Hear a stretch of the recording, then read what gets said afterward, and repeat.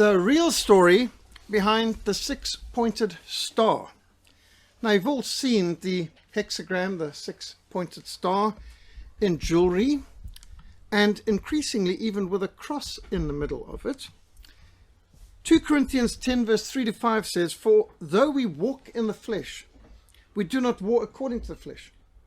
For the weapons of our warfare are not carnal, but mighty in God for pulling down strongholds, casting down arguments and every high thing that exalts itself against the knowledge of God, bringing every thought into captivity to the obedience of Christ."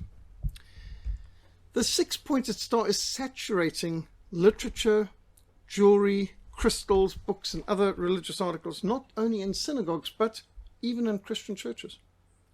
The hexagram decorates car bumper stickers, prayer shawls, Bibles, posters, logos, signs, and decor in homes and in walls. It flies in the flag of the State of Israel. The six-pointed star consists of 2 triangles, one turned upwards, the other turned downwards. The six-point star has been in existence for millenniums. It was called the hexagram, then the seal of Solomon, and more recently the Star of David. But what is its origin and symbolism? You'll see here from this ancient, obviously you can see the six-pointed star right here. Here's the hexagram, and there's an idol in the middle of it, and there's an idol next to it. So this is all part of ancient pagan worship. M. Hirsch Goldberg in The Jewish Connection states, "The Star of David is not of Jewish origin, and the ancient Israelites never used it as their religious symbol." Hirsch Goldberg explains, perhaps most ironic, the very sign of the Jew in today's world, the six-point star, is not really the historic symbol of Jewry, nor was it used as a religious sign by the Israelites. It became the emblem of the Jewish people in 1897, when a Zionist conference convened by Theodor Herzl chose it as the insignia of their movement. But even though each of the 12 tribes had their own symbol, not one tribe used the Star of David, what's called the Star of David. Mr. Goldberg observed construction workers were apparently digging in Ramah near Tel Aviv when they found the six-pointed star embedded in a mosaic floor,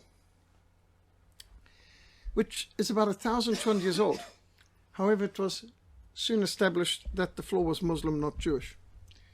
That's reported in the Jewish Connection. Now here's a picture of a medallion at a mosque in New Delhi, plainly with the hexagram with Arabic script in the middle of it. So Muslims use it very comfortably. And here you can see the six-pointed star in the Hindu deity, and here Kali, who's surrounded with everything from snakes and so on. She's holding up the hexagram as well in her hand. The Universal Jewish Encyclopedia reported that the six-pointed star is of ancient origin. According to the Rosicrucians, they've used it forever, and it was known to ancient Egyptians and the Hindus and the Chinese and the Peruvians. There's an ancient ring plainly with a hexagram.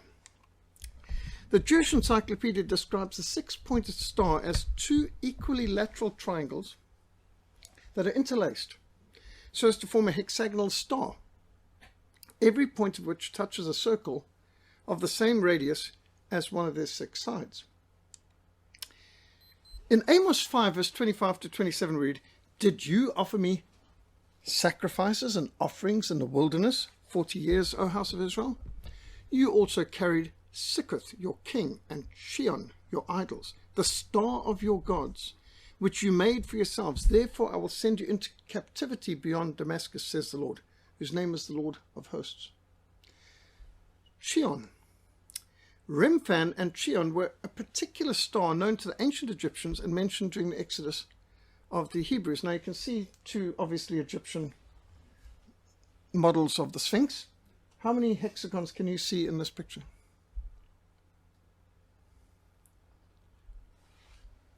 Obviously there's the one right in front on the altar. There's one on the red banner here, and there's also a gold one on that white banner behind. There's at least those 3. Anyone see any others? The one on the top of the middle chair, is that not one? I'm not sure. It's certainly a triangle. Yeah. You also took up the tabernacle of Moloch and the star of your god Remphan. images which you made to worship, and I will carry you away beyond Babylon. This is part of Stephen's excellent sermon going through the history of Israel in Acts 7 before his martyrdom.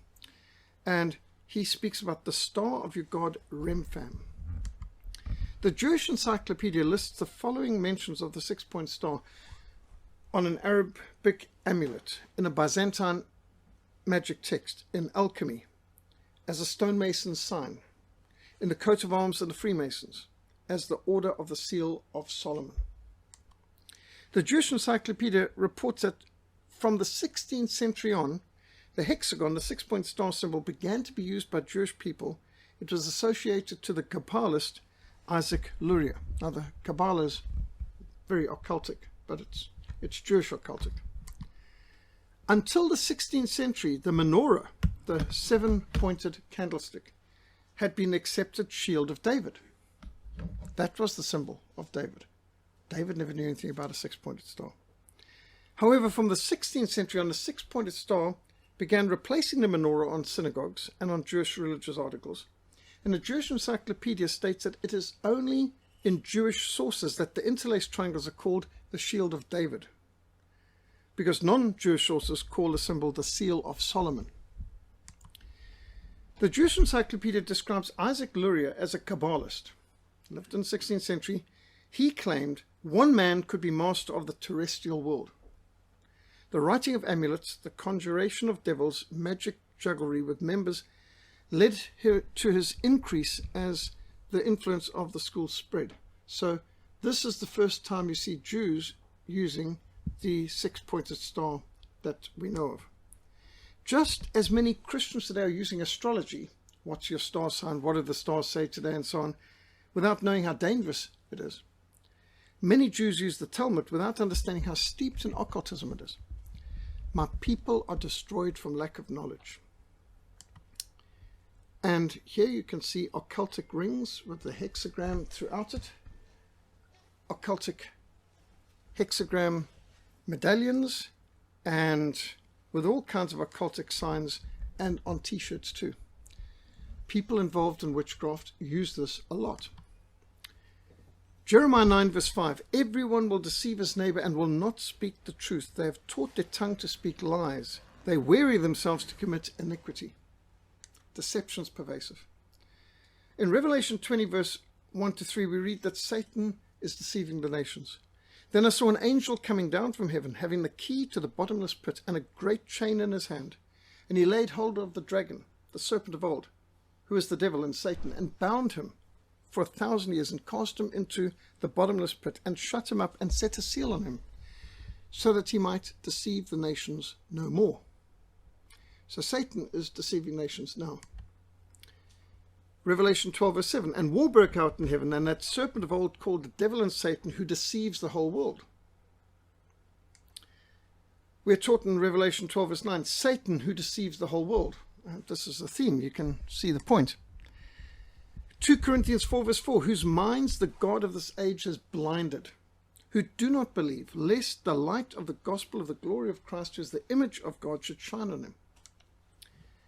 2 Timothy 4 verse 3 to 4 tells us, for the time will come when they will not endure sound doctrine, but according to their own desires, because they have itching ears, they will heap up for themselves teachers, and they will turn their ears away from the truth and be turned aside to fables. But I fear lest somehow, as the serpent deceived Eve by his craftiness, so your minds may be corrupted from the simplicity that is in Christ. So 2 Corinthians 11 verse 3 brings it from the world down to we ourselves are in danger of being deceived. The Jewish Encyclopedia describes the hexagon, the 6-point star, as the magic seal of King Solomon. The Jewish Almanac reports the 6-pointed star or hexagon is not Jewish. Now that's incredible, because most people swear it's about as Jewish as you can possibly get. Muslims call it the seal of Solomon. Here's a mosque with the hexagon outside. It's quite clear the Muslims see it as theirs, but they call it the seal of Solomon.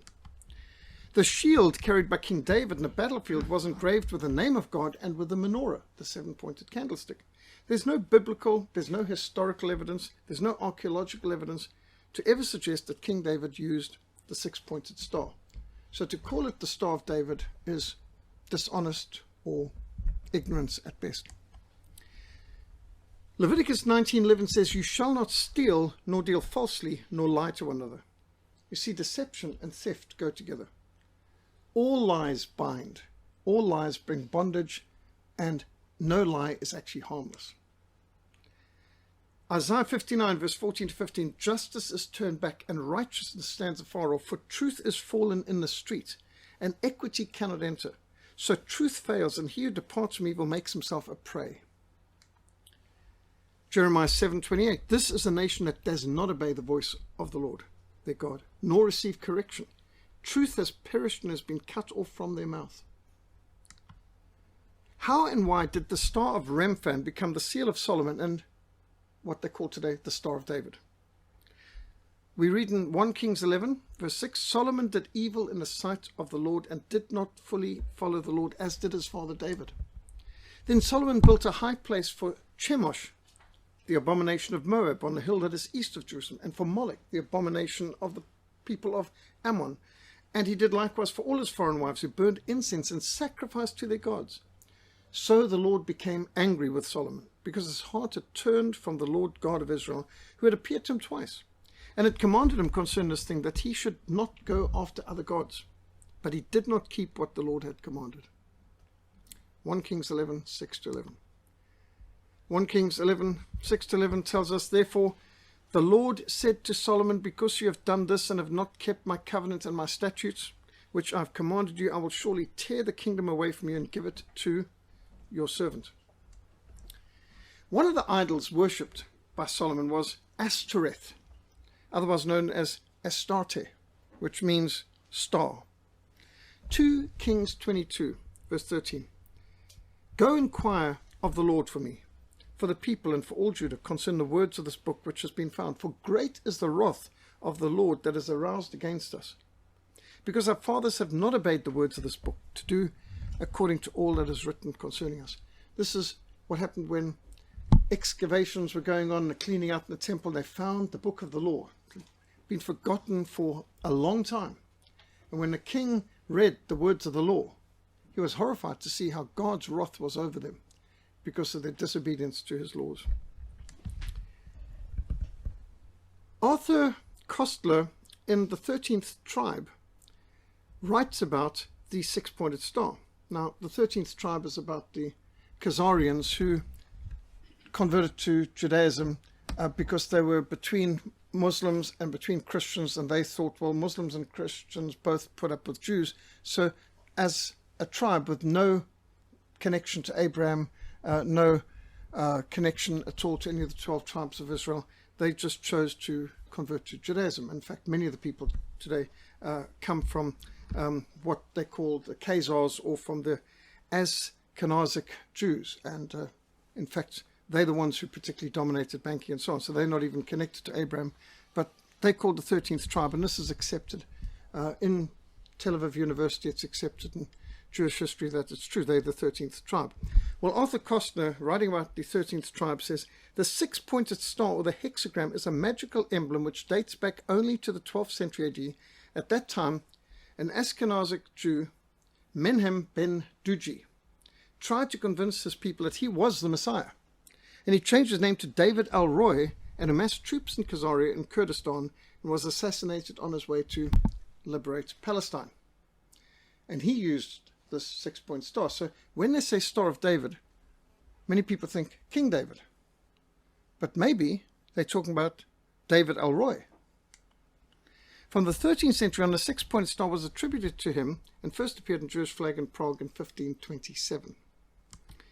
The Encyclopedia Britannica identifies the six-point star as a magical sign which practical magic Kabbalah popularized the use of, what they call the Magen David, or the Star of David, as a protection against evil spirits. So it's magical spirit. But again, which David are they talking about? The Jewish Encyclopedia mentions another David in volume 12, telling of a 3rd century tombstone of Leon ben David on the synagogue of Capernaum in Galilee, and it claims that he was someone who used the six-point star. Well, that's hard to prove. It's a long time ago, but it's there in Jewish Encyclopedia. They also claim the 6-point star was known to the ancient Egyptians. Considering a mixed multitude came out of Egypt, and they were even worshipping the golden calf in the wilderness, within the shadow of the mountain of God, it's possible they brought out this as well from Egypt. The 6-pointed star you find all over the place. 2 Kings 23:13. Then the king defiled the high places that were east of Jerusalem, which were on the south of the Mount of Corruption, which Solomon king of Israel had built for Ashtaroth, the abomination of Sidonians, for Chemosh, the abomination of the Moabites, and Milcom, the abomination of the people of Ammon. According to the doings of the land of Egypt, where you dwelt, you shall not do. And according to the doings of the land of Canaan, where I am bringing you, you shall not do, nor shall you walk in the ordinances. This is in the law of God in Leviticus 18, verse 3. Then the children of Israel did evil in the sight of the Lord, and served the Baals, and they forsook the Lord, the God of their fathers, who had brought them out of the land of Egypt. Judges 2. And they followed other gods from among the gods of the people who were all around them, and they bowed down to them, and they provoked the Lord to anger, and they forsook the Lord, and they served Baal and the Ashtoreths. And what did Baal and the Ashtoreths require? Innocent blood, human sacrifice, baby sacrifice. What characterized the Ashtoreths and Baal worship and Moloch worship and Cronus worship was gross immorality, pornographic idols, and human sacrifices, especially of babies. Psalm 106, verse 36. They served their idols, which became a snare to them. They even sacrificed their sons and their daughters to demons and shed innocent blood, the blood of their sons and daughters, whom they sacrificed to the idols of Canaan. And the land was polluted with blood. Look at this interesting monument. Can you see the 6-point star formed by its shape? Thus they were defiled by their own works, and played the harlot by their deeds. Therefore the wrath of God was kindled against his people, so that he abhorred his own inheritance, and he gave them into the hand of the Gentiles, and those who hated them ruled over them. I despise your feast days, and I do not savor your sacred assemblies. Amos 5:21. The Pictorial Bible Dictionary notes that Chion is sometimes called Kaiwan or Kion, which means star. What they call the star of Saturn was worshipped as a god, and you can see here the star in the window pane, but then it's like something else shining through it, as though it's a star of, and they call this Saturn. We'll show more evidence of that later. Amos 5 verse 26 is repeated in Acts 7 verse 43, and a reference is the star of your god Remphan. And the word Remphan means the star. In the Interpreter's Bible, it notes that Chion was a star, an object of idolatrous worship. You also carried Chion, your idols, the star of your gods, which you made for yourself. The Encyclopedia Judaica reports it is not clear in which period the hexagram was engraved on the seal of Solomon, mentioned in the Talmud as a sign of his dominion over the demons. It goes on to say that the seal of Solomon, or hexagram, was widely used in Arabic magic.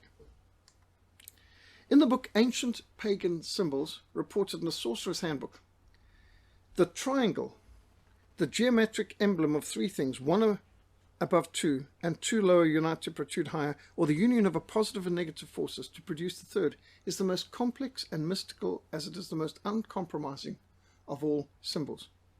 This is the very soul of magic, astrology, and divination. That's a direct quote from the Sorcerer's Handbook and Ancient Pagan Symbols. The Encyclopedia of Occultism declares that the 6-point star is the chief magical diagram for special rites. In fact, it's used for satanic worship. It's a symbol on the Satanic Bible and all the rest. The book goes on to talk about the Hindu triad and the Buddhist triad. Now just look at these vast amounts of replications of the hexagon here, with Kali and with all the other Hindu deities, and it's in Buddhism too. According to the Sorcerer's Handbook, King Solomon, traditionally known as an arch-magician, used a spell to banish infernal beings sent by the king of demons to extract human hearts.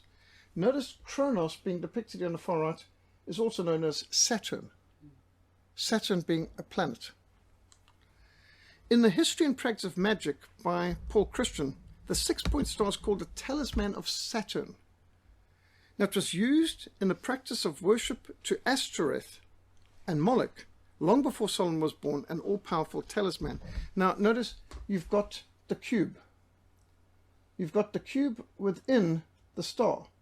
You've got the star, which forms a cube, and then they have the cube on top of their forehead, often to symbolize what?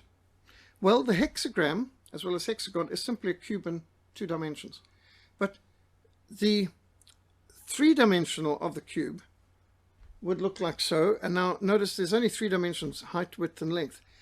And then they've got the symbol of the planet Saturn, which they called a star. Today we know Saturn's actually a planet, but it was called a star for many millenniums. Only 3 non-parallel lines. Hexagon is perfect 2D version of the cube. So the planet Saturn, and this is part of the worship of Saturn, or Kronos, or Remphan. It's part of the worship used from Nimrod, Serampis, Babylon. In Buddhism, on the far left, Moloch worship in the middle, Hinduism, the far right, not the Star of David. This is an ancient pagan occultic symbol. The book Witches' Grimoire of Ancient Omens, Portents, Talismans, Amulets and Charms identifies the 6-point stars occultic. Webster's dictionary defines occultism as hidden, secret, mysterious, from the Latin word occultere, to conceal of the magic arts such as magic and astrology. Bill Schnoebelin, a former Satanist, said, to the sorcerer, the hexagram is a powerful tool to invoke Satan. And there's a lot of other Satanists who've converted to Christ who have testified of this. And I remember reading long ago and being quite confused when I thought that this was the Star of David, and hearing in books read like Set Free to Serve Christ, and people who used to be Satanists saying this is an occultic symbol. And I had great trouble believing it. There's this disconnect, because how could it be possible? How could all these Christians be wrong? Leviticus 20 verse 6 says, and the person who turns to mediums and familiar spirits to prostitute himself with them, I will set my face against that person and cut him off from his people. You know, would you willingly wear a hammer and sickle? I'm afraid there are some people who do, even though it's got the blood of how many hundreds of millions of victims. Well, this occultic symbol's got a huge amount of blood on it. For Solomon went after Ashtoreth, the goddess of the Sidonians, and after Milcom, the abomination of the Ammonites. And Solomon did evil in the sight of the Lord, and did not fully follow the Lord, as did his father David. Then Solomon built a high place for Chemosh, the abomination of Moab, on the hill that is east of Jerusalem, and for Moloch, the abomination of the people of Ammon. This is about as occult a symbol as you can get.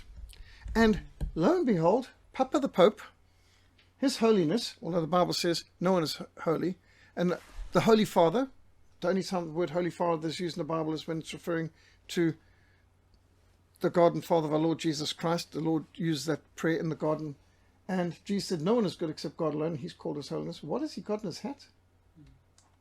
What is that? He has got this hexagram on Papa the Pope's crown as well. It's the Star of Remphan, not the Star of David. For do I now persuade men or God? Or do I seek to please men? For if I still please men, I would not be a bondservant of Christ, said the Apostle Paul, Galatians 1:10. The heart is deceitful above all things, and desperately wicked. Who can know it? Jeremiah 17:9. For out of the heart proceed evil thoughts, murders, adulteries, fornications, thefts, false witnesses, blasphemies. There's a lot of falsehood out there. We have been lied to and deceived on so many levels. Lying lips are an abomination to the Lord, but those who deal truthfully are His delight. Proverbs 12:22. God will punish false witnesses. In Proverbs 19 verse 9 we read, a false witness will not go unpunished, and he who speaks lies shall perish. I've challenged some people about this, about the use of the symbol as though it's something Christian, and saying it's a Star of David. And even when they know it's not true, they continue to do it because it's expected, or it gets people being positive, and people don't want to hear the truth. Do we think that God is pleased with that kind of cowardice? For the wrath of God is revealed from heaven against all the ungodliness and unrighteousness of men who suppress the truth in unrighteousness. Romans 1:18. The coming of the lawless one is according to the working of Satan, with all power and signs and lying wonders, and with all unrighteous deception among those who perish, because they did not receive the love of the truth, that they send them strong delusion that they should believe the lie, that they may be condemned who did not believe the truth, but had pleasure in unrighteousness. This applies to so many things in life. But the cowardly, first on the list of the 8 categories of people God hates, the cowardly, the unbelieving, the abominable, the murderers, the sexually immoral, the sorcerers, the idolaters, and all liars, shall have their part in the lake which burns with fire and brimstone, which is the second death. Revelation 21:8. James 4 verse 4 says, adulterers and adulteresses, do you not know that friendship with the world is enmity, hatred with God? Whoever therefore wants to be a friend of the world makes himself an enemy of God. We're involved in a world war of worldviews. The 6-pointed star hexagon was adopted by the Rothschild family and put on their coat of arms. Mayer Amschel Bauer, who later changed his surname to Rothschild or Red Shield, lived between 1744 and 1812. He had 5 sons. Amschel Mayer, who remained in Frankfurt and ran the biggest bank in Germany. Solomon Mayer, who settled in Vienna, Austria, ran the Bank of Austria. And Nathan Mayer, who settled in London and set up the Bank of England. And Karl Mayer, who settled in Naples, Italy, and set up the Bank of Italy. And James Mayer, who settled in Paris in 1812 and set up the Bank of France. Since the 17th century, the house of Rothschild has dominated the banking houses of Europe. And it goes all the way down. And they dominated all the great houses of Europe and later America in running the banks. The only country in Europe that did not manage to get a bank in was Russia, Tsarist Russia, which is why the main goal in the First World War was the destruction of Russia. And of course that was done. Nathan Rothschild said, I care not what puppet is placed upon the throne of England to rule the empire on which the sun never sets. The man who controls Britain's money supply controls the British Empire. And I control the British money supply. Who controls the issue of money controls the government. There's a book here by John Robertson, Born in Blood, The Lost Secrets of Freemasonry. The Freemasons and the banksters really work together. By the way, I don't know if you have noticed how the actual symbol for Freemasonry not only overshadows the Rothschild 6-point star, but it was put on the flag of East Germany, the DDR, Deutsche Demokratische Republik. So they had the Freemason symbol that openly, flying over Berlin after they conquered it in the Second World War. You will see the 6-point star over Freemason temples, of course. But nothing conspiratorial here, folks. It's all in your heads. You know, keep moving. Nothing to see. James Madison, who wrote the American Constitution, said, history records that the money changers have used every form of abuse, intrigue, deceit, and violent means possible to maintain the control of governments by controlling money and its issuance. There's a lot that we can say about that. In 1897, Dr. Theodor Herzl conducted the first Zionist conference in Basel, Switzerland, and the 6-point star was adopted as a symbol. This according to Who's Who in Jewish history. In exchange for the promise to bring America into the First World War on the side of Britain and France, Lord Alfred Balfour of the British Foreign Office addressed a letter to Lord Rothschild that Britain would ensure that a Jewish state was established in Palestine following the war. So what happened was, by 1916, the war was at such a stalemate and everything had failed. And even the Great Battle of the Somme, where the British had poured 650,000 lives lost on the British side. They lost more men in one battle in the First World War than they lost in all sides in 6 years of the Second World War. The Battle of the Somme was catastrophic. First day, they lost something in the region of 60,000 men. Casualties the first day. They carried on the battle for 4 months. And they gained 4 miles, which they lost shortly thereafter. After that, 4 months and 650,000 lives poured into this meat grinder. And everyone wanted an end to the war. And the Kaiser was offering end to the war, let's all return to reset back to our original boundaries. And Britain was tempted to accept this. And at that point, Lord Rothschild approached the British and said, we can bring America in the war. You don't need to accept peace. You can push through to victory if you can bring America in. Well, how was that possible? America was 85% isolationist, not interested in the war, hostile to the war. In fact, it was an important emphasis of the first American president, George Washington. Never get involved in Europe's wars. Avoid entangling alliances. And so America had a very strong principle of don't get involved in Europe's wars. And 85% of Americans were convinced, no, we don't want to be involved in the First World War. And the intrigues that were involved to bring America in on the First World War. And there's a lot one can say about that. The treachery of Woodrow Wilson, who campaigned under the slogan 1916, he kept us out of the war. And immediately that was over, he got them into the war. But Lord Rothschild said, we can get America involved in the war. And the British said, how? So don't worry about that. We control the media. We can do it.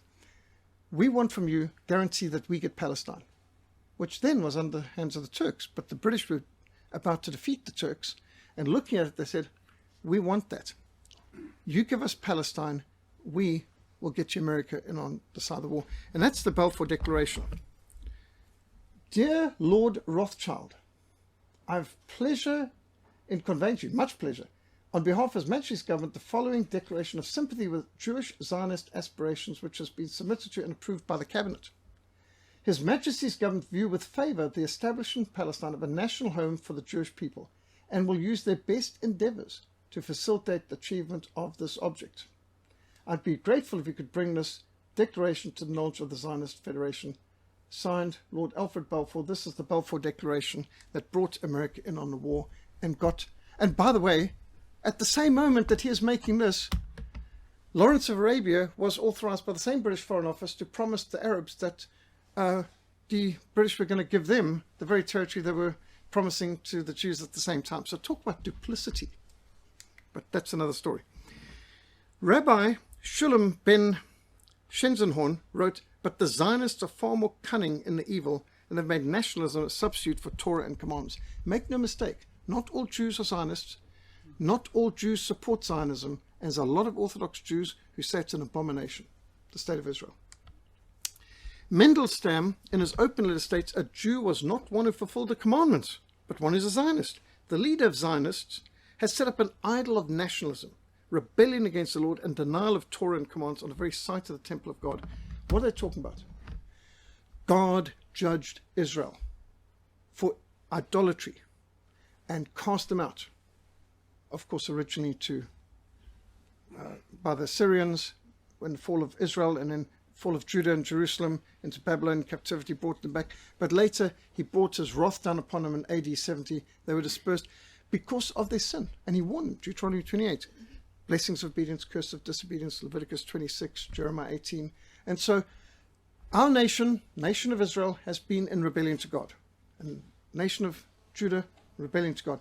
God has judged us. We are dispersed. You cannot go back to the land without repentance.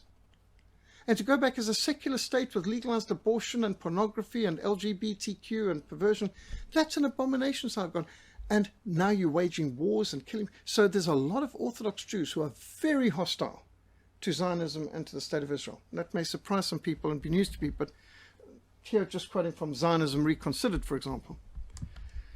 Theodor Herzl's proposed design for the Zionist movement had been a white flag with 7 gold stars. He was overruled, and the Rothschild suggestion of their emblem, the red shield, the 6-point star, was accepted.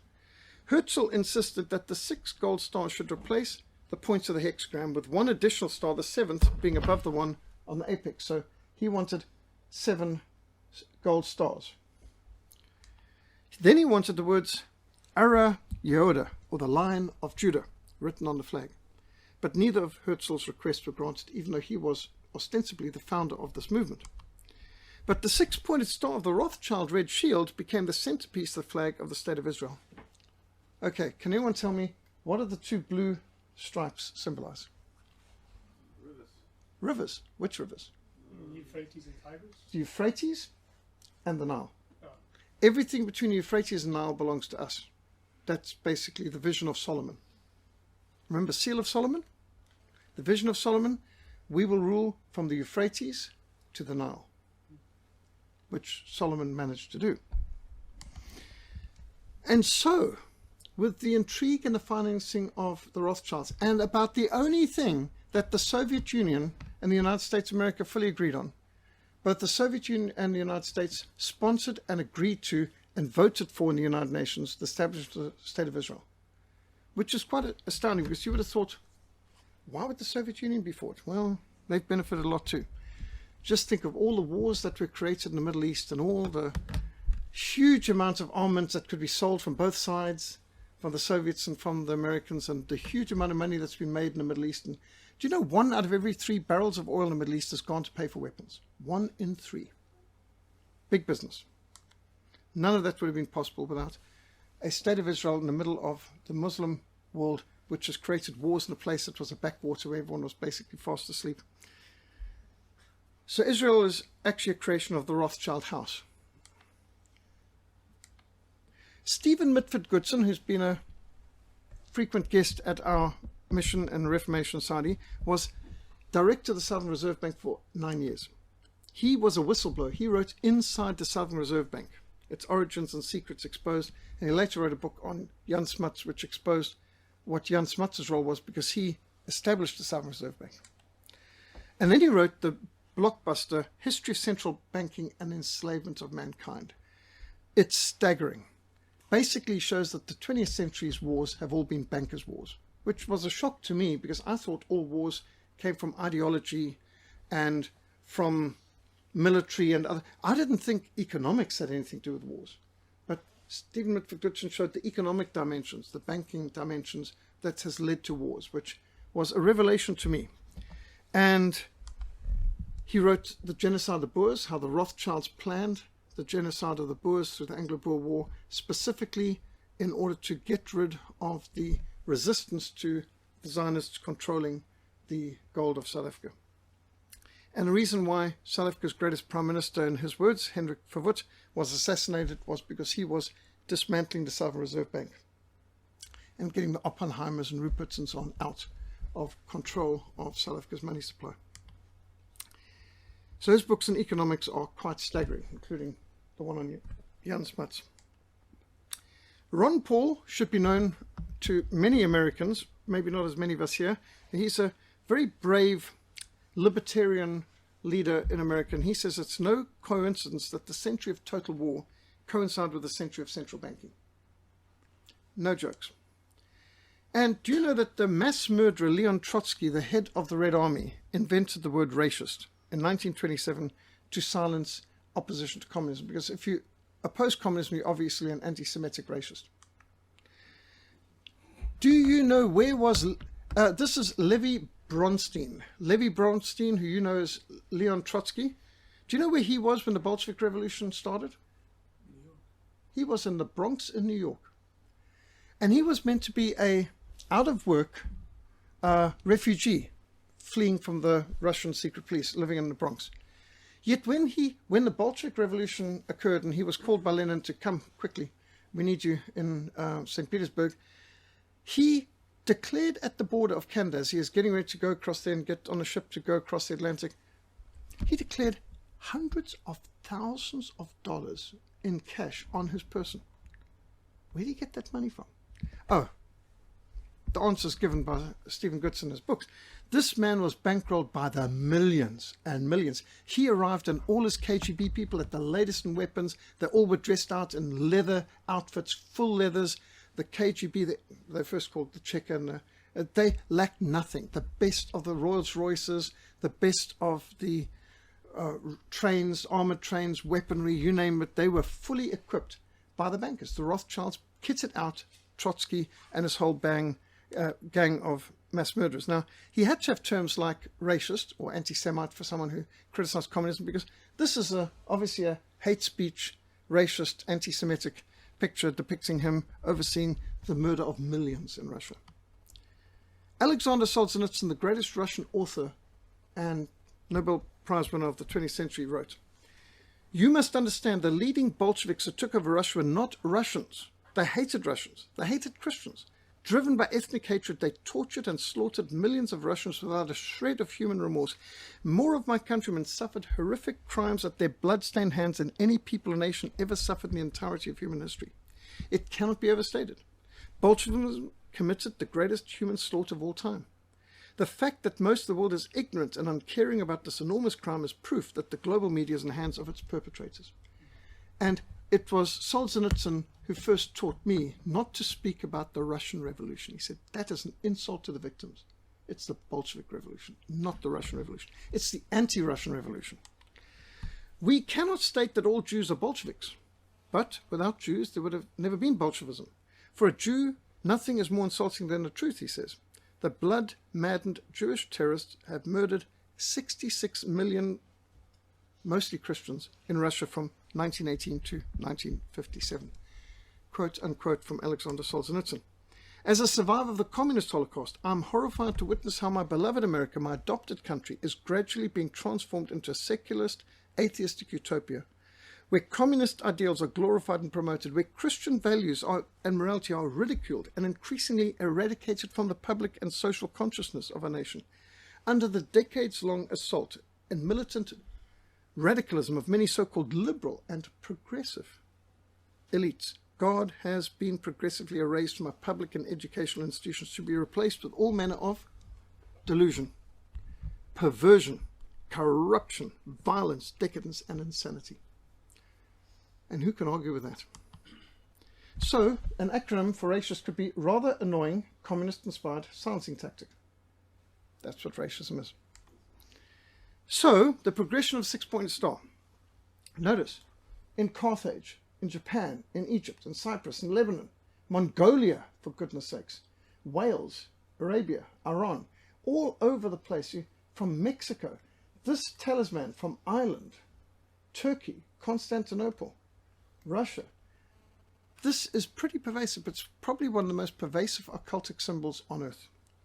So from Egyptian pagan rituals of worship, the six-point star came to be associated with the idols Ashtaroth, or Astarte, the star, and Moloch.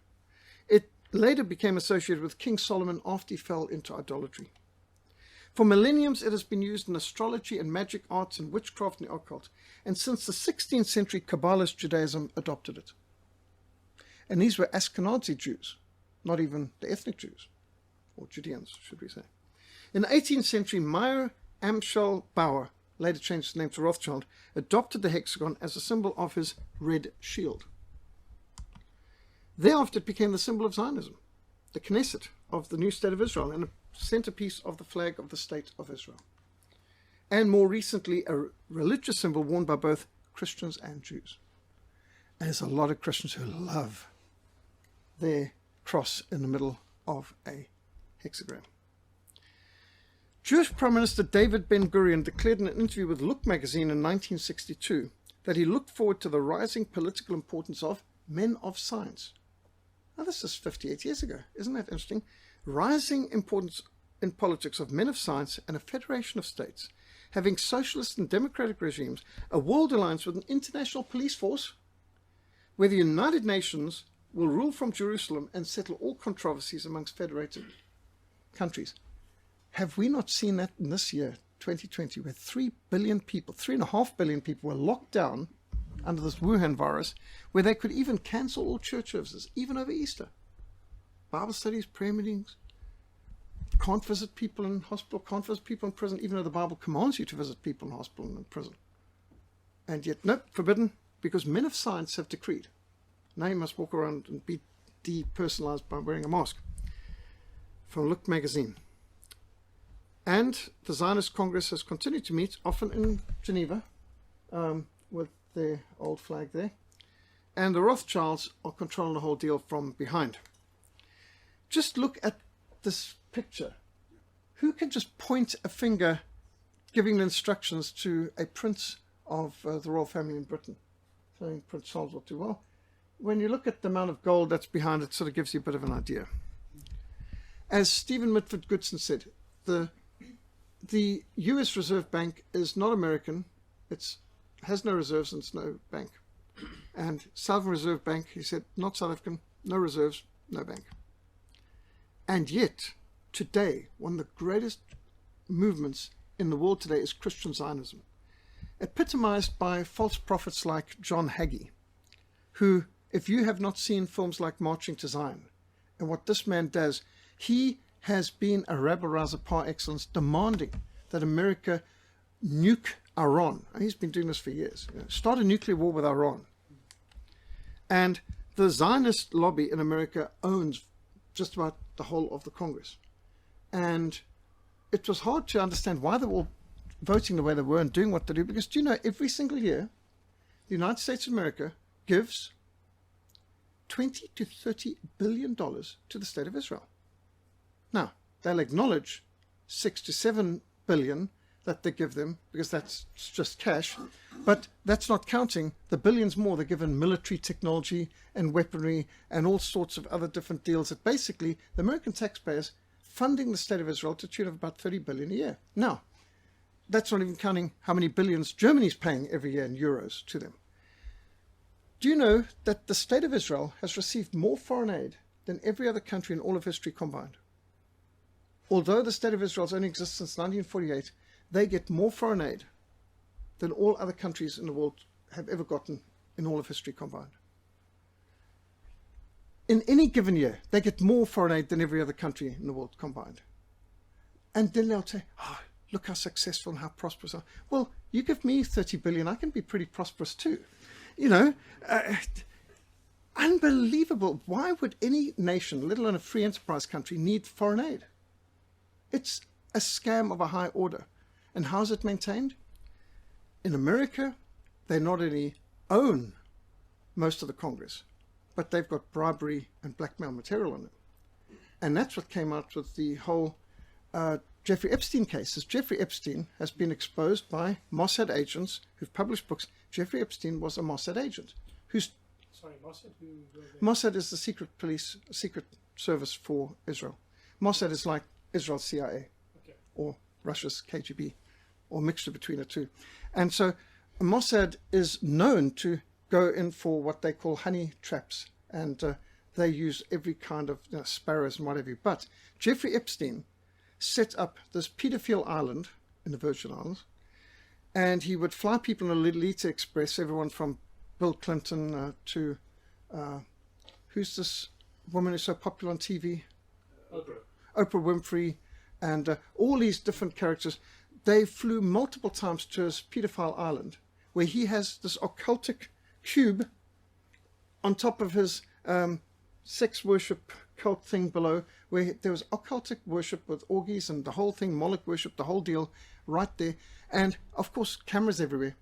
And he got people everything their sick hearts desired, and then would film them, and he could bribe anyone. So he was providing Israel with a means to control, by blackmail, every congressman that was stupid enough to accept his invitations and use Congress, which is apparently a lot of them. Apparently we're talking about hundreds of congressmen and senators were implicated in this, and of course Hollywood and Harvey Weinstein, the whole deal, it's just the tip of the iceberg.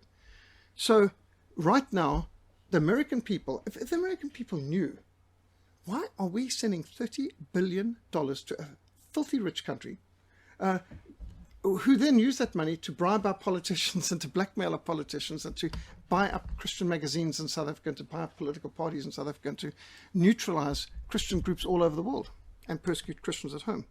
And yet this false prophet, John Hagee, has said the day America turns its back on Israel, the day God will turn his back on America.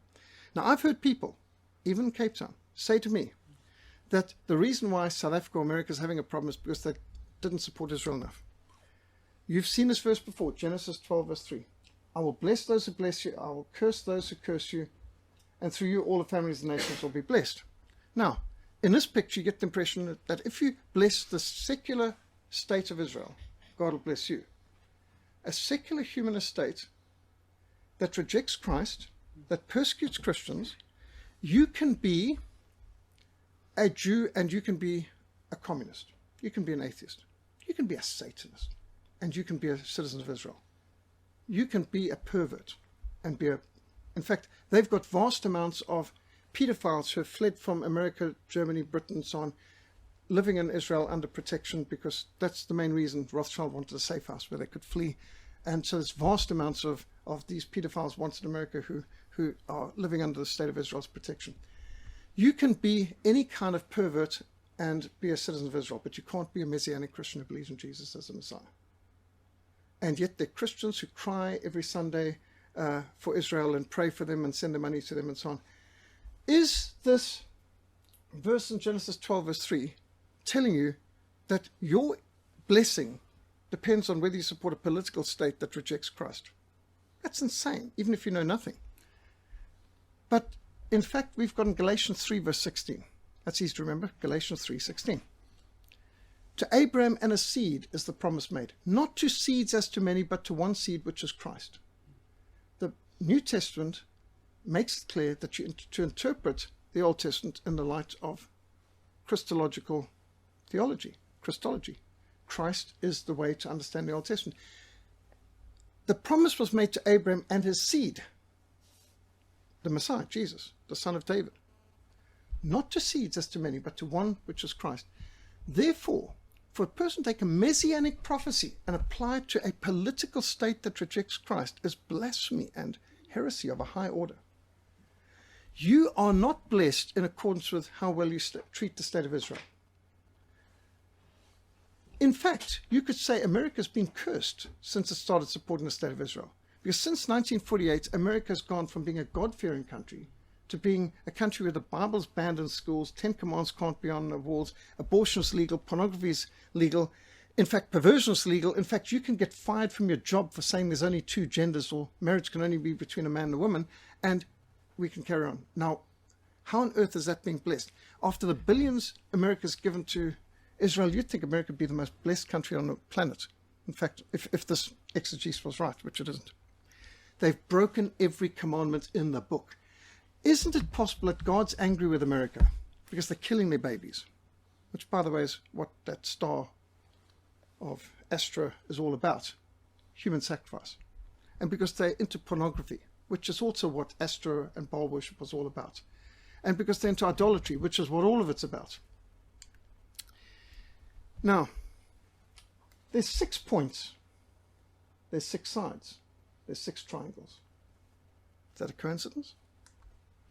6 points, 6 triangles, 6 stars. Revelation 2 verse 9. I know the blasphemy of those which say they're Jews and are not, but are the synagogue of Satan. Now there's several times that the Bible talks about the synagogue of Satan. This is hard. Who could that be referring to? Who uses synagogues? I mean, let's think now. This is really tough to work this one out. We're going to need some serious insights here. The synagogue of Satan. Who could Jesus be referring to?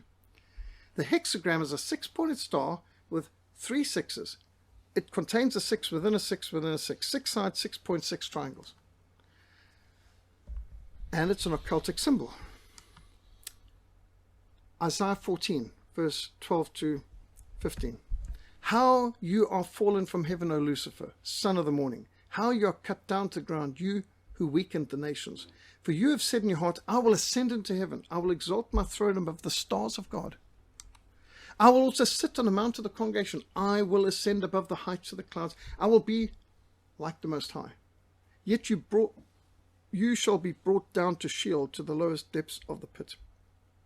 This is a prophecy about Satan himself. Lucifer was an archangel who's been brought down. In Revelation 13 we read, and all the world marveled and followed the beast. Then he opened his mouth in blasphemy against God, to blaspheme his name, his tabernacle, and those who dwell in heaven. It was granted him to make war with the saints and to overcome them.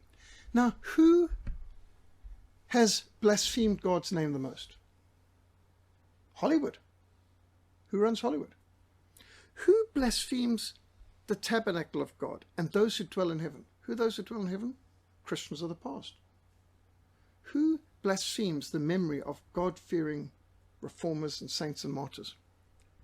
And who has waged war against God's people more than the Bolsheviks, the Marxists, the mass murdering Marxists and communists, and have overcome them? And Christians suffered torture for decades in the Soviet Union and Eastern Europe. And authority was given to him over every tribe and tongue and nation. All who dwell on the earth will worship him, whose names were not written in the book of life of the Lamb slain from the foundation of the world. Stalin said, we're going to make Hollywood the congregation of atheism. As people go to church now, they will go to the cinema to worship what we lift up and put on the screen. And Hollywood was infiltrated from the earliest. And by the way, they started to infiltrate churches as the highest priority in Hollywood and churches. In the first commenter in the Communist International identified, and they said we were the only party in town, talking about Hollywood, literally the only party in town. And they looked at the importance of infiltrating the Catholic Church, and you'd think, well, how are you going to infiltrate the Catholic Church? I mean, to be a Catholic priest, you've got to be celibate. You can't get married. This is a problem. I mean, how many people are going to want to do that? No problem. They boasted they managed to find 1,200 homosexual communists to infiltrate the priesthood. And so you got a double whammy. The Catholic Church was infiltrated by communists who weren't even Christians, and they didn't care about this not getting married business because they were homosexuals. Now you're giving them a chance to abuse choir boys. Yay. And so this great sex scandal, which we've exposed before or perversion scandal, it's actually a homosexual scandal. What they call a church scandal is actually, it's Roman Catholic, but it's primarily a homosexual pedophile scandal that's infiltrated them. And they got in there in the first place because the Marxists made the Catholic Church a priority to infiltrate. I still don't see the motive from the individual. So, I mean, the people that infiltrated... No, but they're Marxists. They're Marxists who are being given an assignment. So they found homosexual Marxists, and they sent them in, your task is to infiltrate.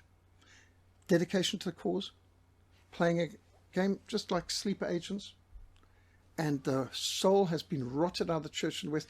They said the first church who managed to infiltrate was the Methodist. The Methodist Committee on Social Justice, that was their first. And then Roman Catholic was the second, and they've worked their way. And in recent years, they've managed to get into Baptist and Pentecostals at last through the social justice warrior, critical race theory, Frankfurt School logo. But you think of everyone in the world, every tribe is going to be worshipping Satan. How are they going to be doing that? Well, at the moment, Hollywood's getting people to worship evil and to revel and laugh at blasphemy.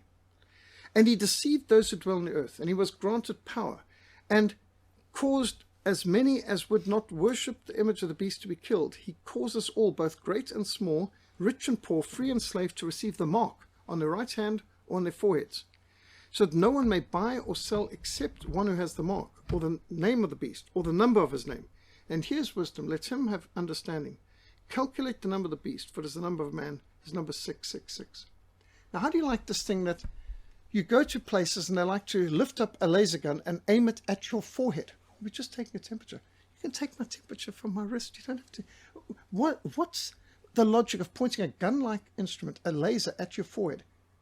It's preparing you for something. I mean, the whole thing is submission. Of course, but it's accustoming you to being a slave. But you know what's coming next?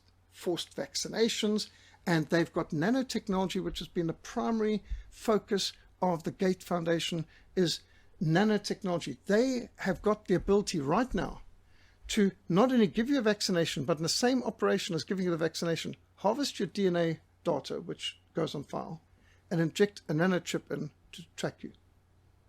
You wouldn't even know. They're not saying, do you want to have a nanochip that we can track you around the world? They can give you the nanochip along with the vaccination while they harvest your DNA at the same time. That Bill Gates' foundation has put billions into research, development, and patented.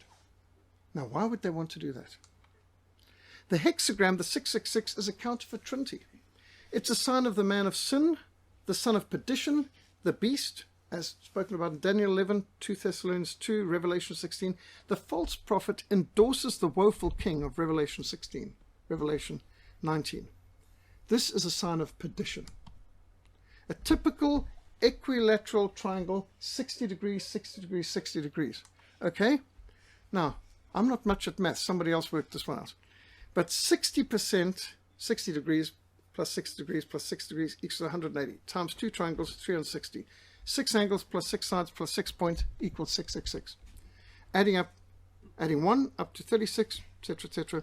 So You can work this out yourself, try your calculators and see how you like to do this.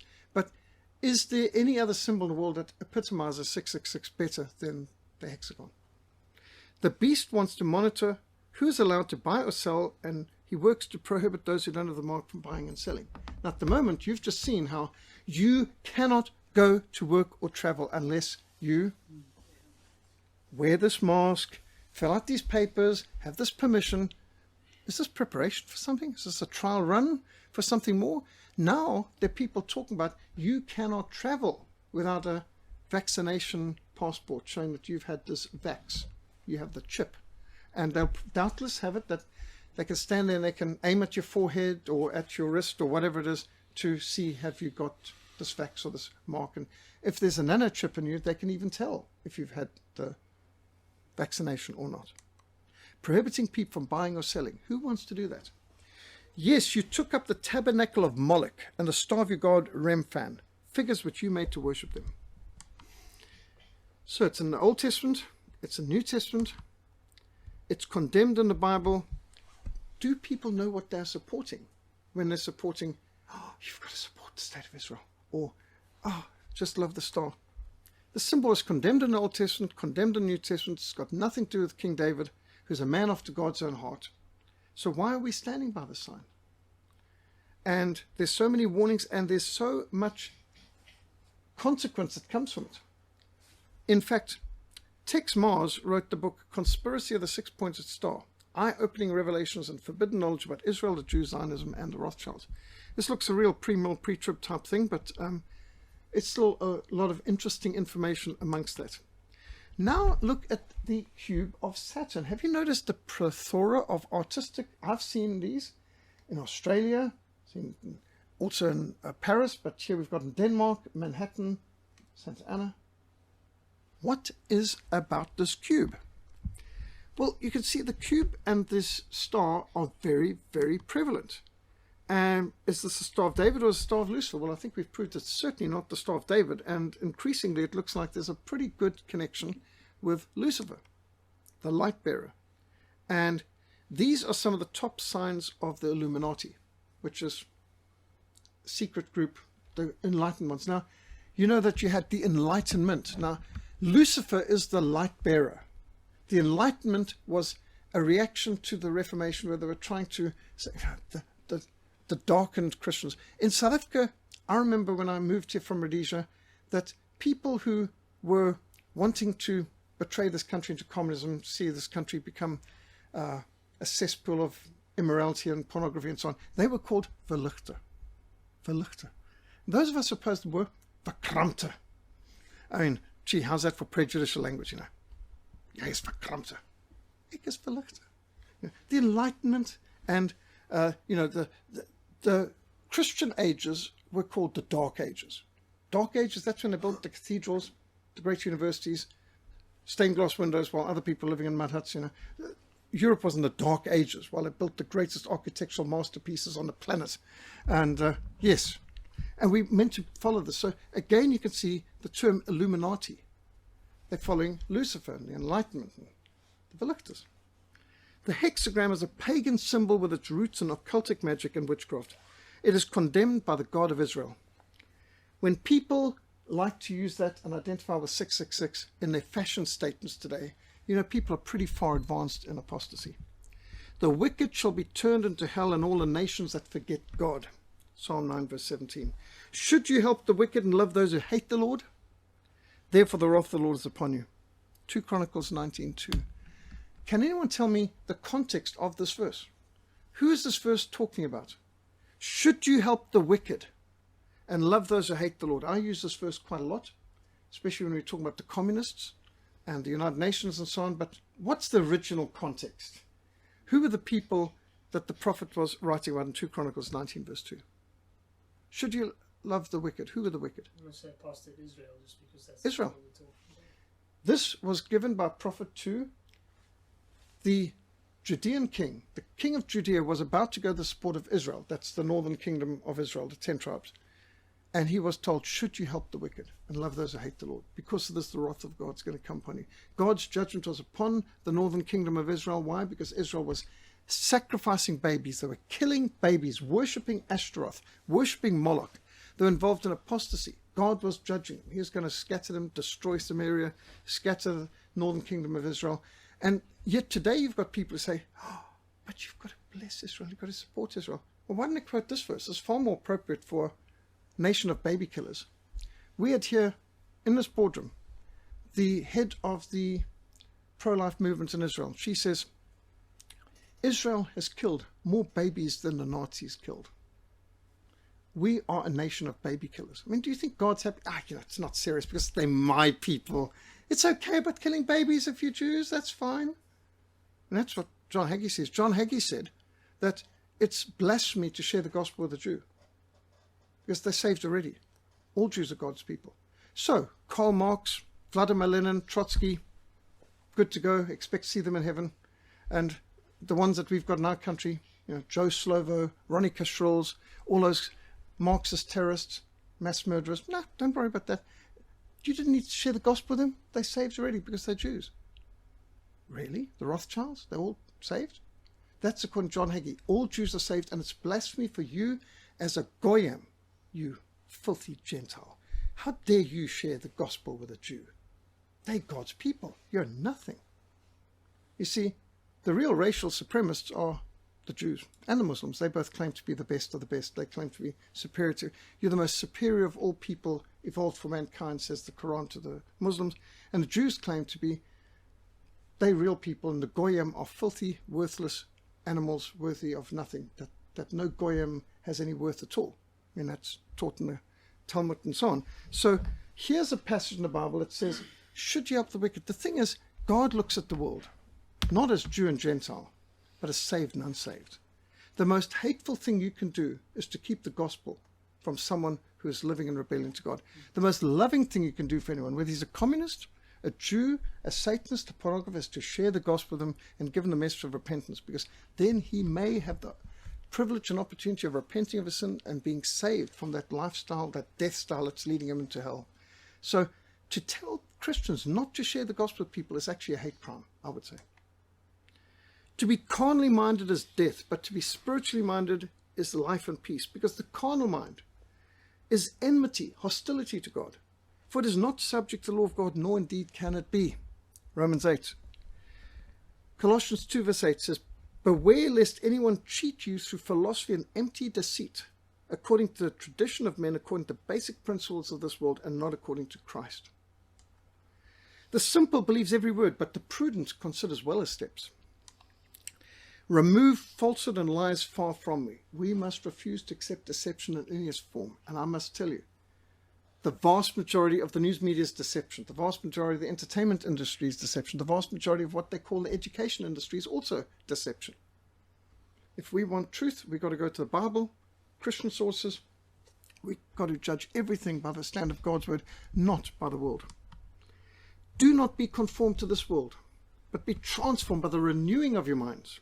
Not the removal of your minds, the renewing of your minds, that you may prove what is that good and acceptable and perfect will of God. These are the things you should do. Speak each man the truth to his neighbor. Give judgment in your gates for truth, justice, and peace. Therefore, putting away lying, let each one of you speak the truth with his neighbor, for we are members of one another. God completed his work of creation, rested on the seventh day. God blessed the Sabbath day and made it a day of rest. The ark rested in the 7th month of the flood. The number 7 is God's perfect number. The menorah, a 7-branched candlestick, has been a symbol of the Hebrew people since the time of Exodus. 7 candlesticks of gold were ordered for the tabernacle. In the book of Revelation, John sees a vision of the Lord in the midst of 7 candlesticks. And you see the 7 churches and the 7 lampstands and the 7 stars and the 7 seals and the 7 horns and the 7 eyes and the 7 angels and 7 trumpets. Plainly, in God's book, we see 7 is his number. 7 trumpets, 7 bowls. All the way through, 7 golden bowls. Why do the nations rage and the peoples plot a vain thing? The kings of the earth set themselves, and the rulers take counsel together against the Lord and against his anointed, saying, let us break their bonds from us. Let us cast their cords from us. He who sits in the heavens shall laugh. The Lord shall hold them in derision. Then he shall speak to them in his wrath, and distress them in his deep displeasure. Yet I have set my king on my holy hill of Zion. I will declare the decree. The Lord has said to me, you are my son. Today I have begotten you. Ask of me, and I will give you the nations for your inheritance, and the ends of the earth for your possession. You shall break them with a rod of iron. You shall dash them to pieces like a potter's vessel. Now therefore be wiser, kings. Be instructed, you judges of the earth. Serve the Lord with fear, and rejoice with trembling. Kiss the Son, lest he be angry, and you perish in your way. When his wrath is kindled but a little, blessed are all those who put their trust in him. Psalm 2. Stand therefore, having girded your waist with truth. The first part of the full armor of God is truth. Truth conquers. That's the slogan of the Reformer of Prague, Jan Hus. The truthful lips shall be established forever, but the lying tongue is but for a moment. But let justice run down like river, like water, and righteousness like a mighty stream.